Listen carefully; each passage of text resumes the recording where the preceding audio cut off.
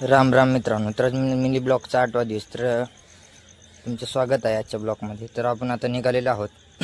आरती वगैरे करून घेतली, मग नंतर आपण गेलो गाडीवर बाहेर. तुम्हाला म्हटलं आज आमच्या गावातला महादेवाचं मंदिर दाखवा, किती भारी आहे. तर हो का, बाहेरून असं दिसतं, असं मस्तपैकी मोठं लट कमान बांधलेली आहे. मग नंतर मध्ये गेल्यानंतर जाताळा हो का, कडेनी झाडे वगैरे आहेत मस्तपैकी. हो का, जाताळाच उजव्या साईडला गार्डन आहे, बघा बरं किती भारी आहे. मग नंतर आम्ही असं चाललो, दर्शन वगैरे घ्यावं म्हणलो.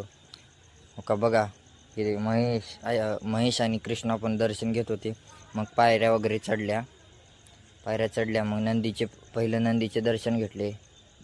नंदीचे घेऊन घंटी वाजवली. नंतर मग गणपती पण इथं गणपती बसवलेला होता. गणपतीचे वगैरे दर्शन घेतले. इथला दगडूशेठ गणपती होता, बघा हो का किती भारी दिसतो इथला पण गणपती. इथल्या गणपतीचे दर्शन घेतल्यानंतर मग मंदिर काय बंद होतं म्हणून बाहेरूनच दर्शन घेतले. बघा, बाहेरून दर्शन घेतले. तसंच मग गार्डन वगैरे दाखवा म्हणलं.